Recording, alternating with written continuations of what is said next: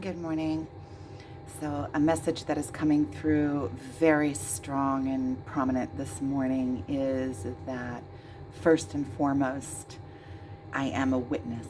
We are witnesses of all that is, of all of this magnificence. Not only are we the observers, we are also the experiencers. The only way that we can be the witness and an accurate witness is by also being the experiencer of and the creator. So we are an inseparable part of all of this magnificence, all that is, all of the God essence is flowing through each and every single one of us. Each and every single one of us is an aspect of God. Every single one of us, all of our attributes, our body is an intricate makeup of elements that are here and that have always been here since the beginning of time, which is infinite and forever and always and eternal. So we are eternal beings. We have always been eternal beings. I'll show you this because I was just putting it on. It's a new one. It's a snake with a abalone shell, and it has elapstone on one side, and on the other side it has, I don't think it's a ruby. It has some ruby in it, but I think it is, I'm not remembering now. But the stones are complementing the abalone.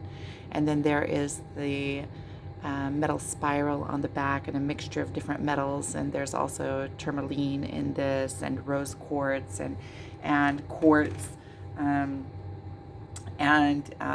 rose, actual rose, red rose, because it has it's very, very high vibrational.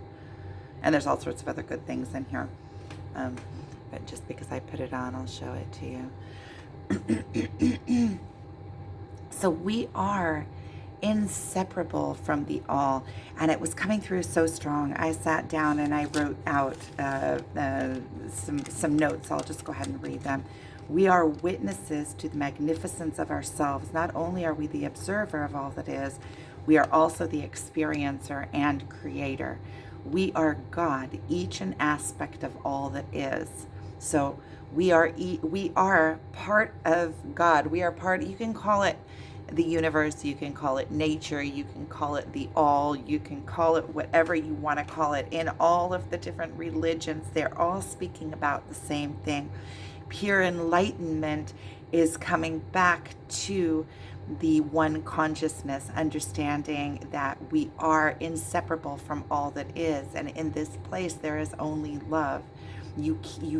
There is only love, even love of what you perceive to be negative, because when you understand that all aspects are aspects of God, then you have pure curiosity and love and understanding, and you get really super curious, especially about the things that move you emotionally, because first of all, you understand that your emotions sit within your ego, which is within that separateness from the all, right? Because they're individual, they belong to this personal experience, which this personal experience is the illusion that I am separate from everything, which the illusion of separateness is the ego. The ego is what holds us apart and gives us that illusion that we are separate from the all. So when you come back to that place where everything is connected, you lose all of those feelings of inadequacy. When you lose, because you understand that you are divine and it's all divine, you're a part of it.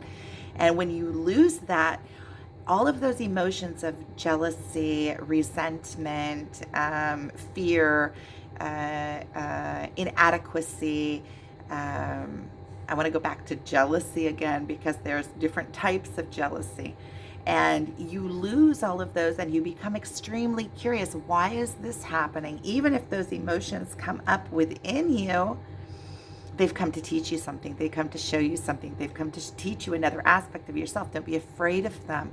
Dig into them. Be willing to feel them without pushing against them. What is pushing against? When you become jealous of somebody, then you start having vengeance. And those are the reactions to those emotions that we perceive as negative, that are uncomfortable. We don't want to have those emotions, so we get a quick fix. In this book of the dead, the Tibetan Book of the Dead, I'm going through this again. It's like a DMT trip. I'm telling you, it's like taking ayahuasca. It is extremely. It opens you up when you. And I listened to it. I haven't listened to it again in Pure Consciousness. I started to listen to it yesterday again when I was driving. And I realized that first of all, I didn't get through the first few sentences. The first few sentences, it was talking about how, and these are understandings that we all have, where we're on the spiritual awakening, that every single moment is, that everything is written in time and everything is dependent on what happened before it. So it is a constant sequence of events that is constantly unfolding and opening up, and everything is built on previous things that have happened. So the only way that I can have the realizations that I'm having right now are by having all of the previous realizations that have brought me to this point, which is, we all know this. This is obvious. It's a good reminder, though. But then he started talking about how when we are passing over into the next life, so this is a guide, it's a guide for the dead, but it's also a guide for the living, because everything that is relevant when you pass through, it's for any moment that you are in between, for the voids, when you feel this way and this way about something and you're kind of in the hanging there. So it's talking about that void and leading you into the light rather than going into the dark aspects of the energy aspects, archetypes. So whatever is relevant in this book, which is leading you into enlightenment, leading you to the one consciousness, leading you to the luminosity, the light, then there are going to be, because the light is so open and so tranquil, we fear the light because it is expanding us all at once.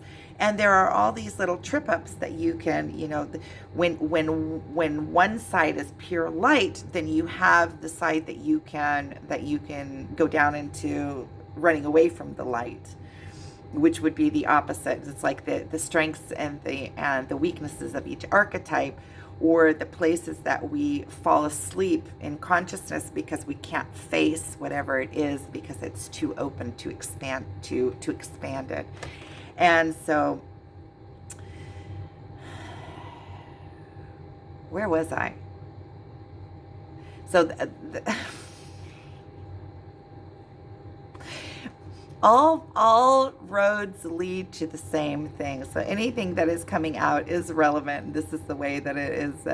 So in this book So instead of going into those cheap satisfactions when you have these emotions that you don't want to feel, then we have these, many of us have, most of us, all of us, have created these behaviors of avoidance, where we don't have to deal with that because it becomes too much, and then either we start blaming, or we start being a victim and start crying. All of these things that we do to run away from these emotions so that we don't have to face them, we start pushing them away from ourselves. So all of those emotions, when I am going to pause this for a sec, come back when I am reconnected. Give me a sec. Okay, so when you realize that you are connected to the all, you are an integrated, inseparable part of the all, and always have been and always will be for eternity and eternity and eternity, then you become very, very curious, especially of those emotions that make you feel uncomfortable, like jealousy is, or sadness, or those are all sitting within the ego, and they have come to teach you something. And in each of those, especially those, you have an opportunity to overcome some kind of feeling of unworthiness. And when you understand that you are connected to everything, you are an aspect of God, of the all, you are of this nature, inseparable, cannot be different, divine, you have purpose, then you become curious of those emotions because you want to feel all aspects that there are to feel, experience every experience that there is, and you also want to overcome that so that you can go move into the light of that aspect, because everything that is has come for a reason. If you are jealous of somebody else, or of let's say your life partner, like a romantic jealousy, first of all, it is a feeling of unworthiness, because let's say there's a reason for you to be jealous. Your life partner went with somebody else, or wants to be with somebody else. First of all, true love is realizing that if they want to go with that other person, then there is a reason for that they need to fulfill. There's something there that is drawing them for their expansion. And if you truly love them, you want for their expansion and for them to be able to experience whatever they want to experience in this time, space, matter, energy playing field that we are in. This is the one life. Let them experience that. Accept it. Hold them up. Watch them. You can learn so much from it. And not only that, if they feel a draw for there, it is something divine. And if they want to go there and I'm trying to hold them here, it's because I feel that I am unworthy, because whatever happens in your life happens for a purpose. That means that it is falling out of your life because it serves a purpose, because it is not exactly aligned with you and your behaviors, or where you are on your journey, or there is some kind of lesson that you need to receive within this. That it's all cause and effect. There is no emotion within the universe. It's all just cause and effect, cause and effect, cause and effect. And when you are completely connected, also knowingly, to the divine, then you are unmoved. You become very curious. These are places where you can really do the inner work and look inward and see, why is this coming into my life? Anything that is coming into our life that we do not like is coming in because of actions, behaviors, beliefs that we have. We have brought it all into our lives, knowingly or unknowingly. So it's all opportunities for us to rise. So I wrote here, we are God, each an aspect of all that is. We are all just an aspect. We are witnesses, an inseparable part of the magnificence. So not only are we witnesses, we are first and foremost witnesses of ourselves, even our existence. It's the first thing that we can witness. It's the thing that we can witness the most intimately and knowingly. And just knowing ourselves is knowing the divine. Because what is this life force that is moving through me? What is it? It's not, I didn't create this body, but yet I have all of these fingers that I can move magically. I speak. I have understanding of all certain interests, curiosities. I have a very distinct individual personality.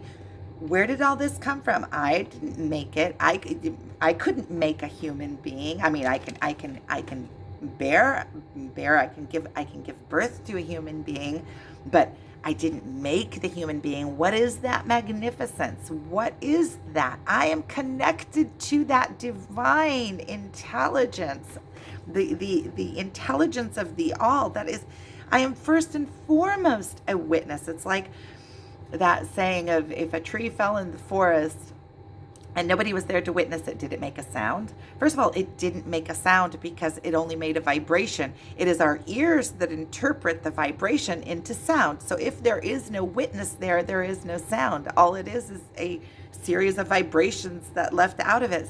So first of all, that is the technical. It's an illusion. But who was Yeshua, or Jesus? Who was Yeshua without the disciples and without the Gospels? He would have been lost in history. It would have been gone. And so first and foremost, we are witnesses. We are witnesses of what is happening. Just the fact that we witness it is creating it to be. Because if something happens and there is no witness to it, did it happen?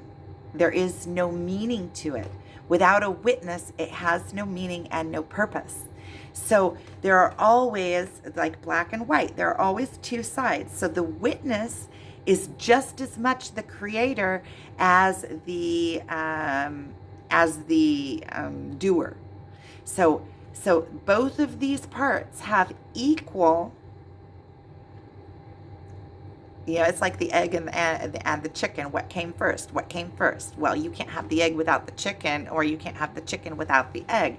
You can't have something be magnificent without something witnessing the magnificence. It's the same thing.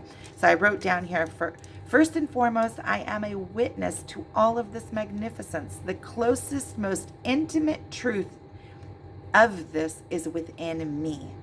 I am the essence of God and all that is. All I need to do is look inward, and the proof of this is looking back. So I spoke yesterday in my video a little bit about being a witness, and this morning it is really hitting home and deep that I am a witness. I am a witness. First and foremost, a witness to all of this magnificence. I am in this playing field, and I can be playing and I can be active, and then I come above and I'm like, whoa, what is this? The magnificence of this. It is difficult to comprehend the time, space, and everything that had to come together to create this magnificent playing field. And I am privileged and graced to have this experience, and to not only be the experiencer, be the witness to the experiencer, and to be the creator, and all in one. Where did this all come from?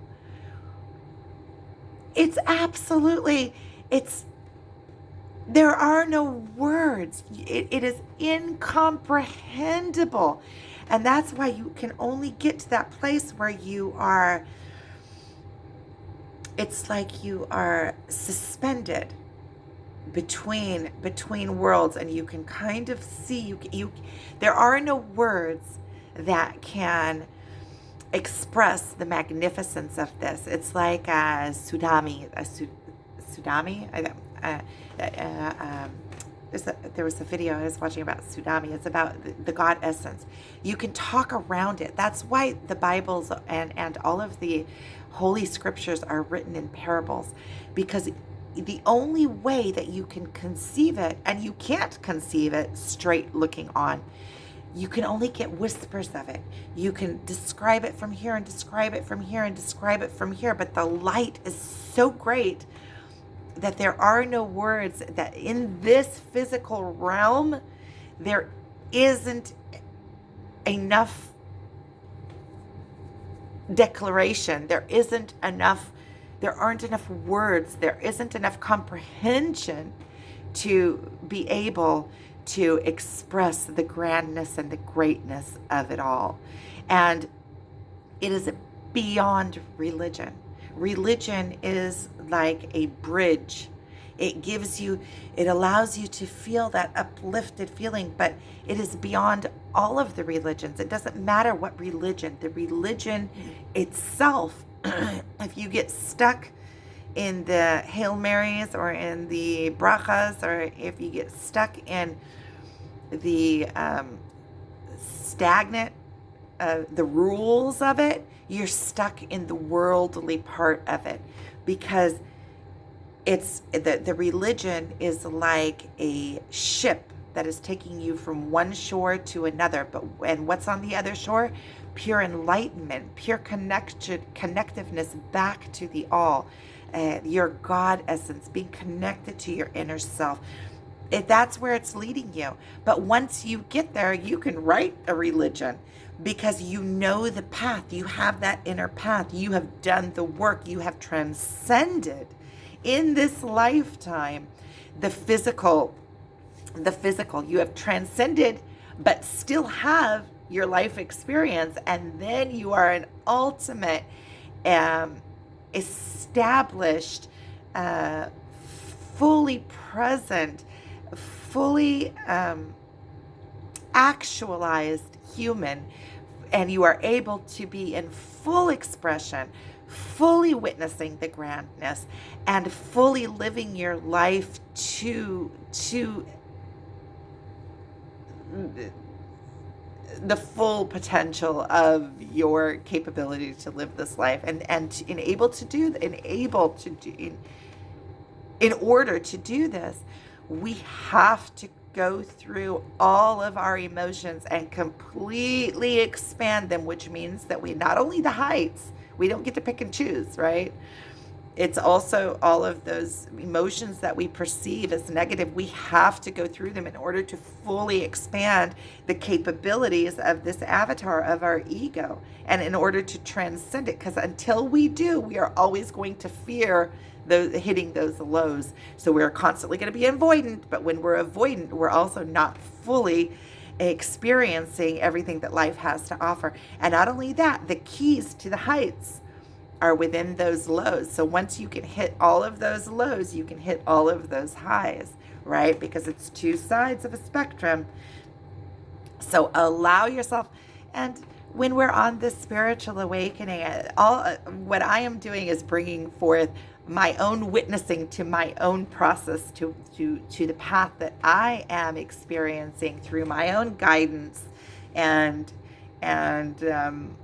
through my own experiences, and in that giving whoever the witness to me, you as the witness, a legitimacy for what you are feeling, and kind of an understanding, or another understanding, because I know that as your own witness, you have your own understandings, but this gives it a little bit more of a, we're all bringing the pieces of our own puzzle to the table to help others, to help humanity go through this process of expansion, because there is such a movement on the planet now of expansion, a mass spiritual awakening. And so when we all can bring forth our experiences, our own witnessing of our own self, and the structures that we have found, then we can help others. We can give it as a gift to humanity to help others understand what they're going through, and maybe speed up the process a little bit, and accept themselves, and kind of allow them to let go, and to understand that it's okay, and that the pain is part of it. And during the spiritual awakening, as you're going through it, there is going to be pain, and at some point it takes you. The spiritual awakening, it gets so painful that had we have the choice, in many instances we might stop and say no more. But at some point it's like being pulled into a black hole. We're going through a portal into a higher state of consciousness. We are going up a level. So as we are being pulled, we're being pulled out of all of our comfort zone. We're being expanded. We're being, you can see it as going into a black hole. And as you go into the black hole, it goes faster and faster and faster. And there is nothing you can do to push out of that gravitation through that portal. At some point, if you're out on the outskirts, there's either being drawn in, or you could be shot out the other side, right? Or you could be shot away, because as some of the planets are being drawn into the black hole, and some of them get into that spirally and get shot out the other side, and that's when you go into those grievances and blame and hatred and into the dark aspects of your archetypes. But whoever is watching this and you're with me till now, you are definitely in the black hole, in the gravitational pull, the even to comprehend this this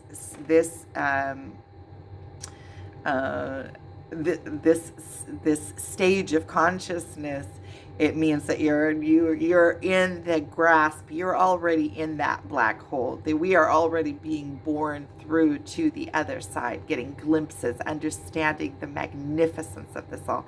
And when you get those those like now, when you start getting those glimpses into heaven on earth, into being fully actualized and seeing magnificence in the dew in the morning, the sun shining in the dew and all the different colors, and getting into the details and being in the now and being that witness of the magnificence, and you get overwhelmed with emotion of it. It is such a privilege, and I want to thank all of you. It's such a privilege to be able to make these movies and have witnesses. Just like I said, without witnesses, what is it all? What is it all? It's without the witnesses of Yeshua, then the scriptures would have been lost. The importance would have been lost. And this is an extension of that. And just to finish what I was talking about the Book of the Dead, when I started listening to it again, when I was driving, I started listening to it, and it got to a point where it said how we are all a continuation. Everything is a continuation, and that when you are passing through to the other side, if you get tempted along the way and fall into those pitfalls, then they will lead you back to another lifetime, and where you come into a new avatar, a new body, a new consciousness. You get a brand new lifetime. But that everything that you are in this lifetime is built. You start off already expanded as much as you have expanded in previous lifetimes. And all of a sudden, because during this process, I have started remembering past lives. A few years ago, about 3 years ago, I had a meeting with not going to get into it. I had a meeting with a very, very mystical, spiritual guide who I am in guidance of until this day. But when I met him, I remembered past lives. And what kept on coming to me is, we've done this before. I've done this before. I've been here before. I've done this before. And it still echoes in my mind all the time. And I started having memories of past lives. And all of a sudden, when they were talking about this in the Book of the Dead, it really hit home that the love that I feel for all of my past versions of me, that they have brought me to this point and allowed me to have this experience. And they have expanded me to the place that I am expanded to. I'm very emotional this morning. And I just felt privileged and like this overwhelming love for previous versions of me, and thankfulness also for my ancestry that have brought me here in the physical plane, and also for my previous lifetimes that have gone through the pain and the work in all of the lower levels that have brought me to the level that I am now. Lower level of consciousness that I am now. Everything is only relevant to me and my life experience. This isn't something that I'm talking about the collective, I'm talking about myself. And I felt this determination to be completely present and to push through my fears and the pain and everything, to expand this version of myself in every moment that I have in this existence, in this lifetime, so that my legacy goes forward into future generations, whether my future self knows it or not. It doesn't matter. It is I am the life power, the life force of expansion now. I am the one. I am chosen not only for myself and my ego self that gets to experience this life experience and the magnificence of it all, but also for my future selves and my soul and the expansion of my soul and allowing my soul to experience this playing field to its maximum. So it's like marrying my ego and my soul together. My ego is in so much love with my soul that my ego wants to go through the pain. The sense of I want to transcend myself so that I can allow my higher self to flow through me freely and experience this plane to the maximum. And in doing that, I am also receiving the gift within the gift, because when I allow my soul to flow through me and fully experience this plane, I, the ego self, am going to enjoy this plane so much more. The more I expand, the more I allow to come in, the less I'm moved by things, the less I'm fearful, the more capabilities I have, the more open I am to perception. It's the more magnificent this experience becomes, the more healthy I become, the more healthy my body becomes, my spirit becomes. So it's all interconnected and intertwined. So and I'm going to study that Book of the Dead, the Tibetan Book of the Dead, because I can feel in it. I may some of the parts I can't comprehend quite yet, but I can feel within it. I can feel the truth within it. Don't be tempted by those menial, little lusty physical plane temptations. Go for the higher good. Go for those things that are going to fulfill your soul and make you feel that for the magnificence of coming into your higher, more beautiful state of being. So it even if it is letting go of things that may give you an immediate satisfaction, or satisfaction that is only satisfaction, like lusty behaviors that are only satisfaction in this plane, but they're not bringing you closer to the enlightenment that you want. So you have to be able to overcome the little dirty things, in the little dirty things. You know what I mean? Like the temptations of,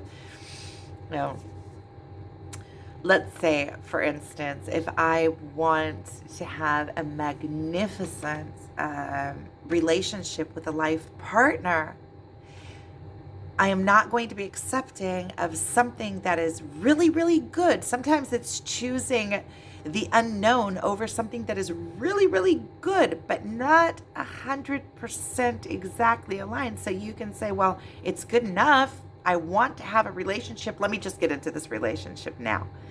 Even though you know that it is not perfectly tailor-made for you.